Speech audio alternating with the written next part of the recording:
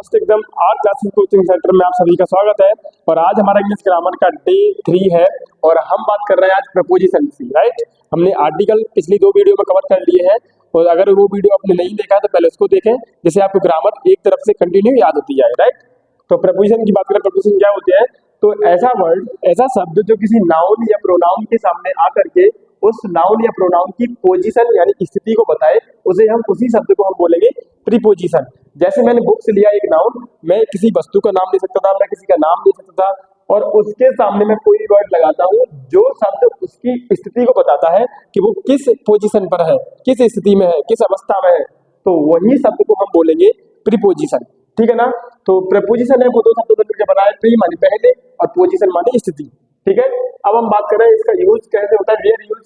तो प्रपोजिशन का यूज हमेशा ऑब्जेक्ट या को बोले ऑब्जेक्ट से क्या होता है, तो नाउन या प्रोनाउन को हम बोलते हैं ऑब्जेक्ट, तो ऑब्जेक्ट से हमेशा पहले यूज होगा प्रपोजिशन का।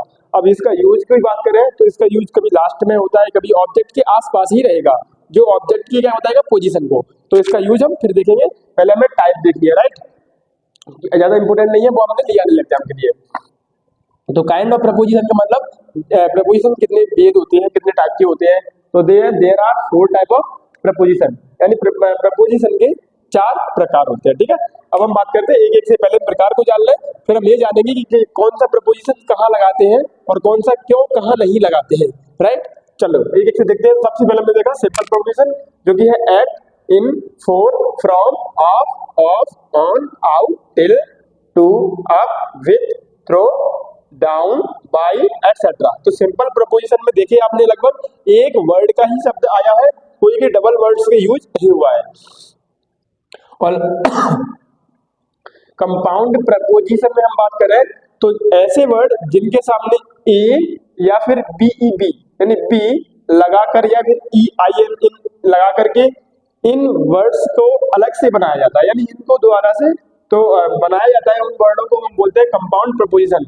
जैसे आउट में लगाया अब, तो अबाउट, ऐसे साइड में लगाया बी तो बिसाइड, लॉन्ग में लगाया ए अलॉन्ग, लो में लगाया बी तो बिलो, ऐसे ही नीथ में लगाया वी विनीथ, ऐसे ही मिडेस्ट में लगाया अमेडिस्ट और अमेड्स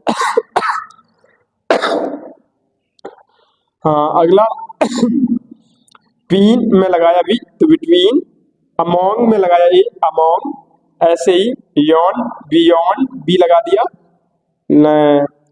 अलाउड जैसे लाउड में लगाया अ तो अलाउड, साइड में लगाया इनसाइड, ऐसे ही देखो विसाइड और इनसाइड इन लगाने से बना ये आउटसाइड, 2 प्रपोजिशन जोड़ दिए यहाँ पर, विद इन है ना, विद और इन दोनों को साथ लिए, विद इन और अंडरनीथ।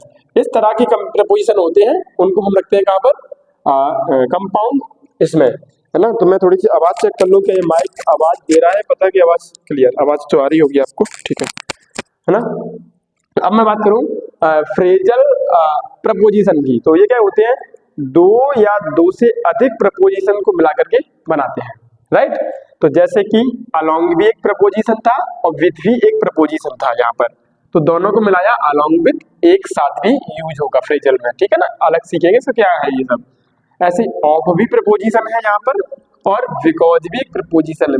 बिकॉज एक कंजक्शन भी है, इसे हम आगे भी पढ़ेंगे, बिकॉज माने क्योंकि, तो बिकॉज ऑफ एक फ्रेजल प्रपोजिशन हुआ।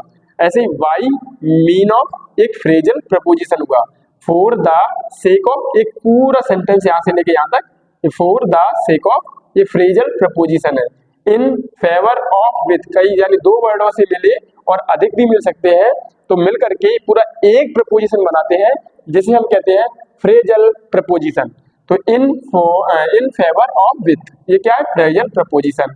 ऐसे इन अकॉर्डेंस विथ ये phrasal preposition. In case of, in place of, according to, आपने कई बार चैप्टर पढ़ते टाइम ये शब्द सुना होगा, according to, in case of, in place of, या किसी को बोलते टाइम सुना होगा ऐसे ही in place of, in case of, ऐसे ही ओइंग टू, है ना। और यहाँ पर इन रिस्पेक्ट ऑफ, ये सारे के सारे जो थे, जो 2 या 2 से अधिक वर्डों से मिलकर बने थे, इनको हम बोलते हैं फ्रेजल प्रीपोजिशन। अब चलते हैं नेक्स्ट 4 नंबर की ओर। राइट, तो 4 नंबर हमारा क्या कहता है, बिना नाउन प्रोनाउन के प्रेजेंट पार्टिसिपल को यूज करना। फ्रेजल है ना, बिना नाउन और प्रोनाउन के प्रेजेंट पार्टिसिपल को यूज करना पार्टिसिपल प्रपोजिशन कहलाता है। क्लियर। तो जैसे कि आपने ये कई बार देखा होगा, ऐसे पेंडिंग लिख के आ गया, तो पेंडिंग एक पूरे सेंटेंस को दिखा रहा है कि आपकी जो फाइल है या जो भी है वो क्या है, जारी है अभी। तो पेंडिंग, रिगार्डिंग, टचिंग है ना, कंसर्निंग और कंसीडरिंग, तो ये सब क्या है, एक पार्टिसिपल प्रेजेंट पार्टिसिपल है, राइट। तो आपने ये देखे ये सब प्रकार हो गए। यानी अगर मैं शॉर्ट टर्म में बात करूं तो प्रपोजिशन क्या होता है, तो ऐसे वर्ड जो नाउन या प्रोनाउन से पहले आकर के उस नाउन या प्रोनाउन की स्थिति को बताते हैं, प्रपोजिशन कहते हैं। काइंड ऑफ प्रपोजिशन तो जैसे बोले 4 प्रकार के होते हैं, और जैसे हम बोले तो simple preposition, compound preposition, phrasal preposition और पार्टिसिपल प्रपोजिशन। तो इनको याद कर लेंगे, एक स्क्रीनशॉट लो इसका और इसको अपनी रफ में इसको नोट कर लो। अब चलते हैं एक एक करके सबके यूज देखते हैं कि इनका यूज हम कहाँ करते हैं। फिर हम देखेंगे वीएस यानी इन और ऑन और एट, इन तीनों में से कौन कहाँ भरा जाता है। तो पहले हम इन सबके क्या देखते हैं, यूजेस देखते हैं, राइट। एक स्क्रीनशॉट लो, इसको नोट करो जल्दी से, जल्दी करो नोट और कमेंट में बताओ मुझे कि आपने नोट कर लिया। तो अब हम बात कर लेते हैं सिंपल प्रपोजिशंस की, राइट। अब इनको देखते हैं कि इनका यूज कहाँ किया जाता है। पहले इनका यूज को देखते हैं, फिर इनका यूज कैसे करते हैं वो भी देखेंगे, राइट। तो सबसे पहले हमने 3 ले लिए हैं, एट, इन और ऑन। और एट, इन, ऑन को हम देख रहे हैं टाइम के रेफरेंस में, यानी टाइम के अकॉर्डिंग इन्हें कहाँ लगाते हैं। और इनका 2 यूज होगा, एक तो टाइम हो गया और एक हो जाएगा प्लेस में, राइट। कौन सा हो जाएगा, प्लेस। एक प्लेस के अकॉर्डिंग, एक टाइम के अकॉर्डिंग। तो अभी हम टाइम पे चल रहे हैं, टाइम के अकॉर्डिंग इन्हें कहाँ लगाते हैं, राइट। तो ये जो प्रपोजिशन 3 है, एट, इन, ऑन, ये बहुत बार एग्जाम में इन्हीं में से क्वेश्चन बनता है ज्यादातर, ठीक है ना। तो देखो कैसे बेटा, तो एट का प्रयोग ना प्रीसियस टाइम के लिए करिएगा, यानी उचित समय के लिए इसका उपयोग होता है।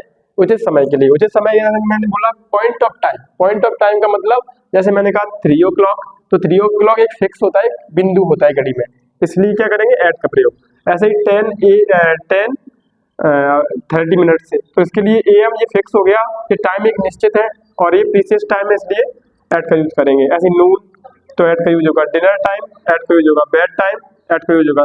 सनराइज, एट का यूज होगा। तो ये सारे क्या है, प्रीसियस टाइम, है ना। अब आते हैं इन पे अगली बार में इनके पे, तो इनमें क्या करेंगे, मंथ्स होगा, अगर साल का नाम मतलब लिखा होगा या सेंचुरी लिखी होगी, तो इन सबसे हम प्रपोजिशन यूज करेंगे इनमें, है ना।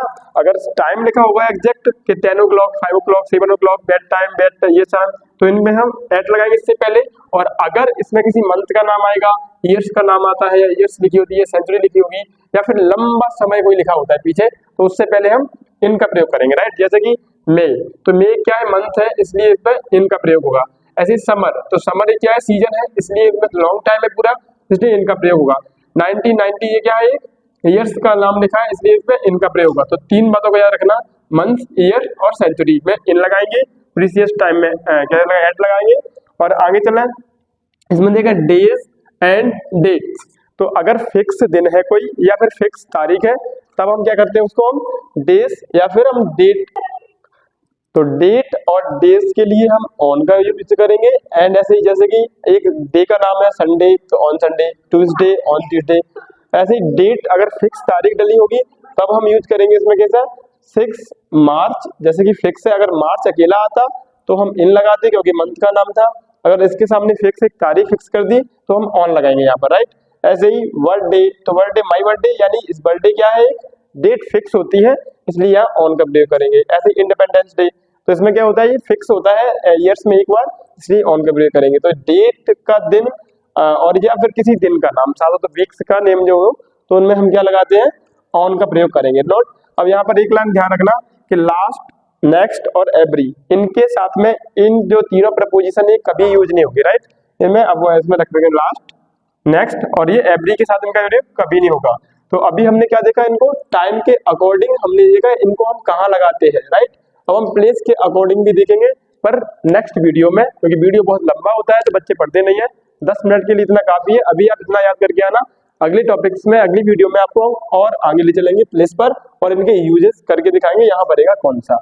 तो अभी इतना याद करके लाना। और ये बहुत, तीनों प्रपोजिशन बहुत ज्यादा इंपॉर्टेंट होते हैं एग्जाम की दृष्टि से, राइट। तो चलते हैं, बाय, टेक केयर। स्क्रीनशॉट ले लो बच्चा।